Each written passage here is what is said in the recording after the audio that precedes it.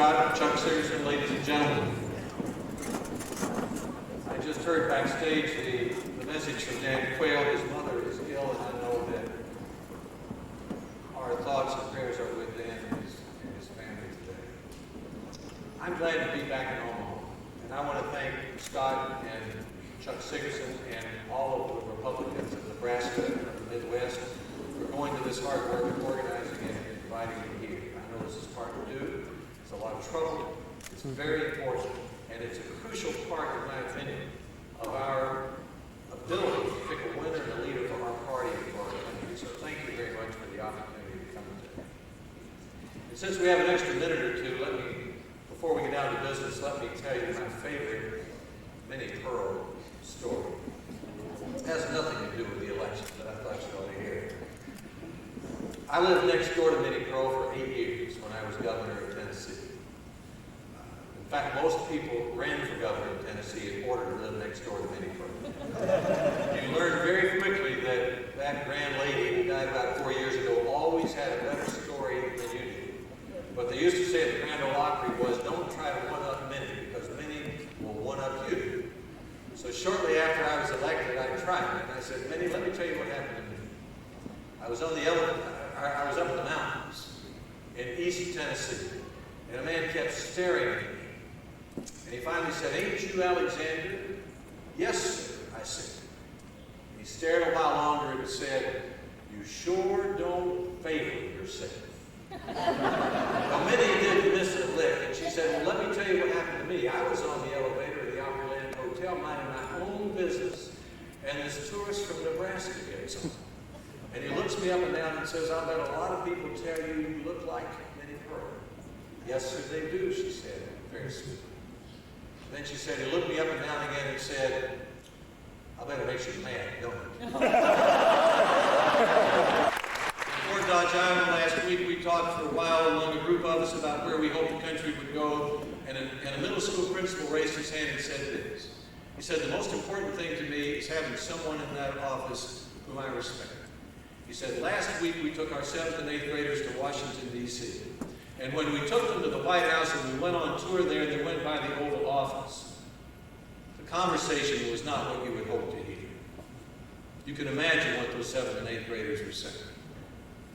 One of the most important things to me is that you don't get me mixed up with my fellow Tennessean who is also running for president.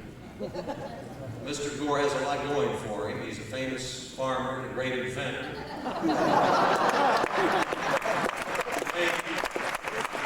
He may even have invented the Chinese campaign contribution.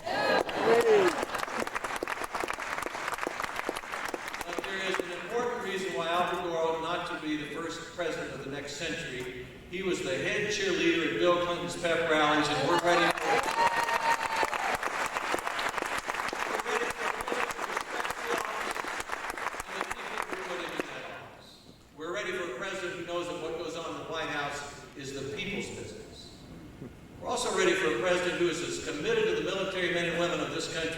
As the military men and women of this country are committed to our country.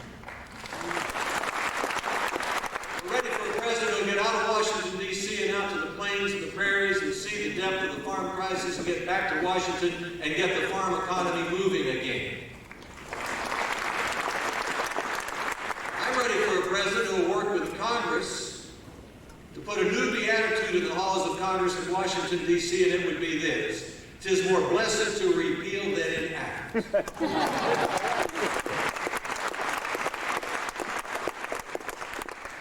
And America's ready for a president who will honor the job of father and mother again. I want to speak quickly about 2 issues. I want our party, as we go into the new century, to have this agenda. Restore respect to the office, end the war against parents, and get the farm economy moving again. 2 is to restore the morale of the armed forces by first being as committed to the men and women of our country, the military, as they are to our country. By second, paying them properly. By third, building a force structure that is sufficient to meet our objectives so they don't have tours of duty that are overextended. And finally, by having a foreign policy with strategic objectives that they can easily support and be proud to execute. We need a president who sets objectives for our country, who does not involve us unnecessarily in the world, who understands that the reason we have a powerful military is not to use it, but so that we don't have to use it.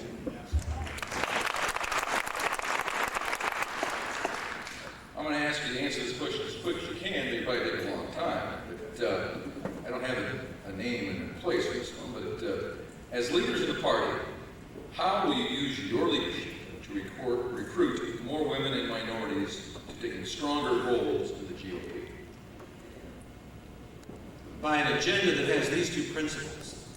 I believe that, and the first principle is this: I believe as a party that we should not base our appeal to groups. I think that's wrong for our party and wrong for our country. We are a nation of individuals.